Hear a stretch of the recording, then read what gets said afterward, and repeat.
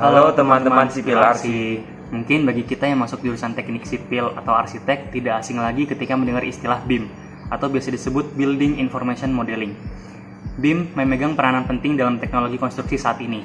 Saat ini semakin banyak arsitek, insinyur, dan kontraktor yang menggunakan BIM. Meskipun begitu, tidak sedikit juga yang masih bingung ketika mendengar istilah BIM. Apa fungsinya dan bagaimana cara kerjanya? Lalu, seberapa pentingkah BIM ini dalam berkontribusi untuk kemajuan teknologi konstruksi? Simak beberapa penjelasan berikut ini. BIM atau Building Information Modeling adalah satu sistem atau teknologi yang mencakup beberapa informasi penting dalam proses desain, construction, maintenance yang terintegrasi pada pemodelan 3D. BIM ini sudah mulai digunakan pada proyek-proyek strategis yang ada di Indonesia untuk menunjang kemajuan teknologi di bidang konstruksi. Penerapan BIM ini sangat penting dikembangkan di Indonesia karena dapat mempermudah dan mempercepat proses pekerjaan di proyek. Salah satu keunggulan dari BIM ini adalah integrasi informasi dari berbagai disiplin ilmu dalam satu pemodelan 3D. Orang umum lebih mudah membaca gambar proyek 3 dimensi dibanding dengan 2 dimensi.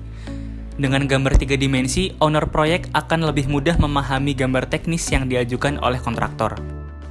Model BIM sejatinya terdiri dari bagian-bagian bangunan, aktual, dan potongan-potongan yang digunakan untuk membangun sebuah bangunan. Elemen-elemen cerdas ini adalah prototipe digital dari elemen bangunan fisik seperti finding, kolom, jendela, pintu, dan lain sebagainya, yang kemudian memungkinkan kita untuk mensimulasikan bangunan dan memahami perilakunya melalui simulasi yang dilakukan secara digital dalam komputer dengan parameter lingkungan yang kita input sebelum konstruksi sebenarnya dimulai. BIM mencakup lebih dari sekedar geometri. Ini juga mencakup hubungan spasial, informasi geospasial, jumlah dan sifat komponen bangunan, misalnya detail manufaktur, serta memungkinkan berbagai proses kolaboratif yang berkaitan dengan aset yang dibangun, mulai dari perencanaan awal hingga konstruksi dan kemudian sepanjang masa operasinya. Manfaat dan tujuan BIM. Yang pertama, BIM mempunyai visual 3 dimensi sehingga memudahkan pemahaman terhadap rencana gambar yang akan dibangun. Yang kedua, penggunaan BIM akan mempermudah menghitung volume pekerjaan dengan cepat dan akurat. Yang ketiga, BIM akan memberikan informasi biaya pada tiap komponen pekerjaan sehingga kita bisa memprediksi perkiraan biaya pada satu komponen pekerjaan. Yang nomor 4, BIM mampu menampilkan gambar 3 dimensi pada pekerjaan yang rumit seperti pembesian pada struktur jembatan dan lain sebagainya. Yang kelima, penggunaan BIM tidak hanya sekedar menampilkan gambar animasi bangunan saja, tetapi lebih kepada managing informasi proyek secara cepat dan akurat. Untungannya, kita dapat selalu berinovasi untuk menghasilkan bangunan yang lebih kompetitif tanpa mengorbankan kualitas, karena biaya dapat kita prediksi sebelum pelaksanaan pembangunan. Dengan sistem koordinasi dan kolaborasi antara pihak yang terkait proyek, maka komunikasi dan proses pengambilan keputusan menjadi lebih mudah sehingga mempercepat pelaksanaan proyek. Bangunan yang ramah lingkungan dan hemat energi pun dapat dihasilkan. Sedangkan kekurangan menggunakan BIM adalah tentunya dari segi biaya. Dibutuhkan biaya yang tidak sedikit, cenderung mahal untuk mempersiapkan perangkat keras dan perangkat lunak yang akan digunakan.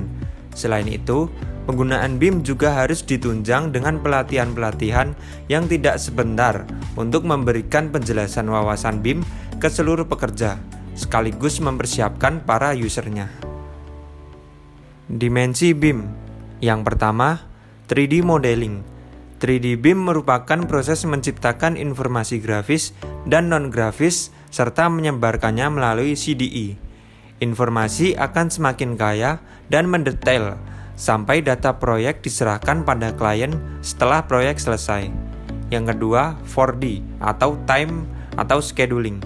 Model 4D dihasilkan dengan kemampuan memvisualisasikan urutan konstruksi, yaitu mengintegrasikan tahapan konstruksi proyek dan urutannya ke dalam model 3 dimensi. Dapat mengandung berbagai tingkat rincian untuk digunakan dalam berbagai tahapan konstruksi oleh pemilik, subkontraktor, dan lainnya. Kemudian yang ketiga, 5D atau estimasi biaya. Dengan menambahkan biaya proyek terhadap model, BIM dapat mencetak quantity take-off atau QTO dan biaya estimasi termasuk menyusun hubungan antara kuantitas, biaya, dan lokasi. Kemudian yang keempat, 6D. Sustainability termasuk counseling detection dan energi analisis. Menguji model untuk menemukan konflik tata ruang. Dalam kasus apapun, pemberitahuan otomatis akan terlihat. Selain itu, dengan kemampuan analisis energi, BIM akan memberikan informasi mengenai pemodelan energi yang akurat secara terinci. Yang kelima, 7D, Facility Management Application, digunakan oleh manajer dalam operasi dan pemeliharaan fasilitas sepanjang siklus hidupnya.